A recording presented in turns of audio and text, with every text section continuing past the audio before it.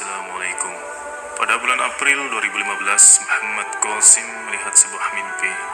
Dalam mimpi ini, Nabi Muhammad SAW berbicara padaku lewat sebuah perangkat yang mirip dengan telepon. Dari suaranya, nampaknya dia sudah sangat penat dan lelah. Dia berkata, "Qasim, aku telah memanggil banyak orang, tapi tidak ada yang mendengarkanku. Sekarang, aku sangat lelah dan aku tidak memiliki kekuatan lagi." Aku berkata, "Katakan apa yang harus aku lakukan. Aku di sini untuk Anda."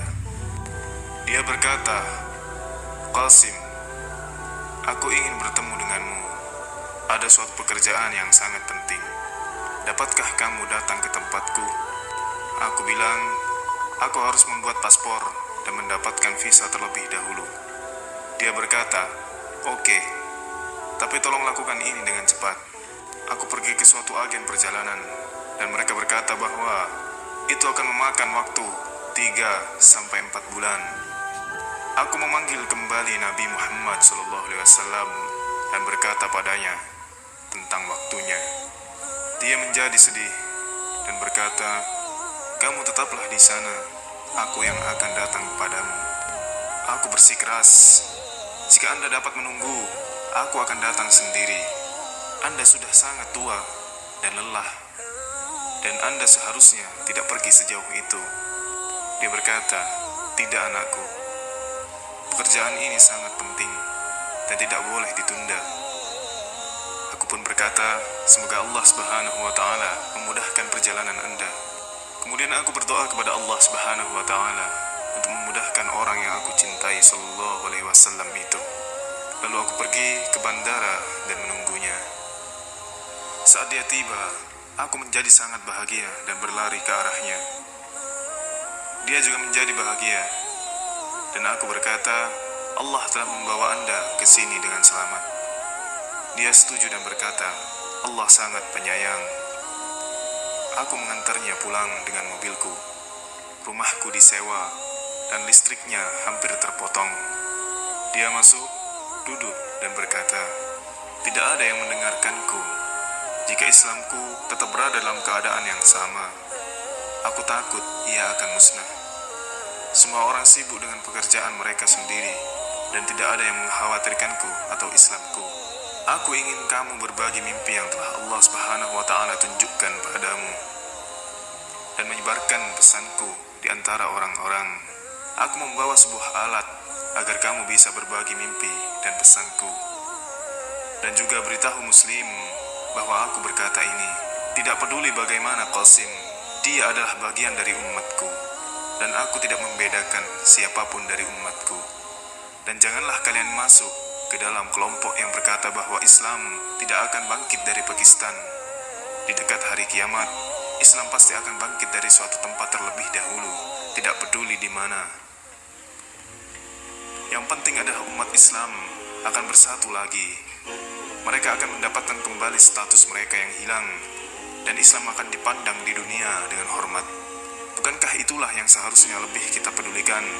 Jadi apa yang buruk dengan itu? Aku menjawab bahwa tidak peduli seberapa keras atau berbahaya pekerjaan ini, aku akan melakukannya dengan rahmat Allah. Mendengar hal ini, kegembiraan yang banyak terpancar dari mata Muhammad Sallallahu Alaihi Wasallam yang basah. Dia memelukku dan berkata, "Aku percaya kepada Allah Subhanahu wa Ta'ala bahwa kamu tidak akan menolaknya." Dia menarik nafas panjang dan bersyukur pada Allah. Lalu dia berkata, "Qasim, ada peta di kota ini. Di tanah itulah kamu akan membangun kota Islam yang sebenarnya dengan rahmat Allah.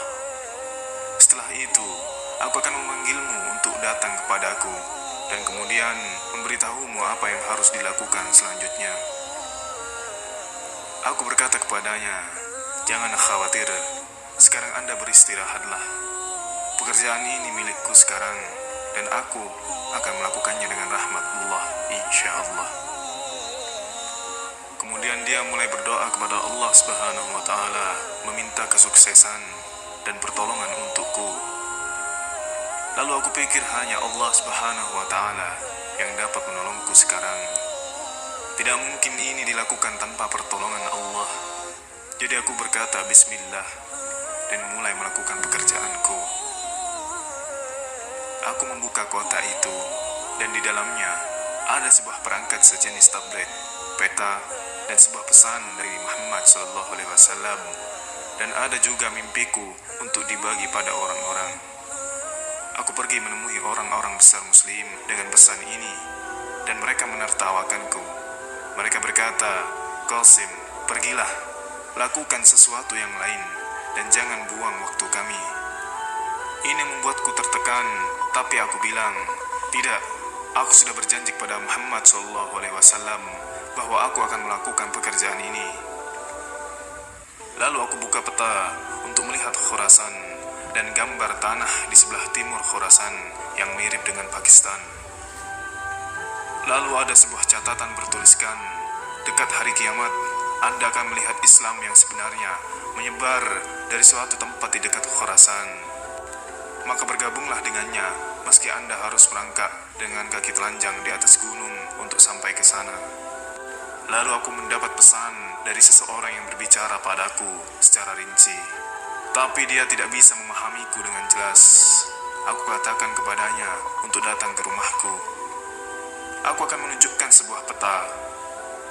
Dia datang dan dia berkata, iya, aku telah membaca di hadis Muhammad SAW bahwa itu bukan tanah Khurasan, tapi itu tanah di dekat Khurasan, the land before Khurasan.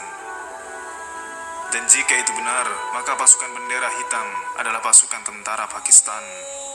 Lalu aku berkata, iya, tentara Pakistan adalah tentara terbaik di dunia, karena mereka membunuh teroris satu persatu. Kemudian dia berkata, kita harus sampaikan pesan ini kepada tentara Pakistan. Kita harus menyelamatkan benteng terakhir Islam. Aku setuju. Kita harus melakukannya dengan cepat. Muhammad SAW juga berkata, orang yang membaca pesanku harus memberitahu pesan itu pada yang lain. Kemudian orang lain bergabung dengan kami, dan kami mulai bekerja berkelompok. Dan orang lain menyebarkan mimpi dan pesannya dengan sangat cepat.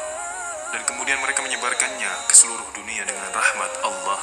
Dan kemudian orang-orang besar berkata, kita seharusnya percaya padanya sebelumnya. Aku berkata kepada mereka bahwa jika Allah Subhanahu wa Ta'ala tidak pernah bermurah hati dan tidak membantu kita, kita tidak akan bisa menyelesaikannya.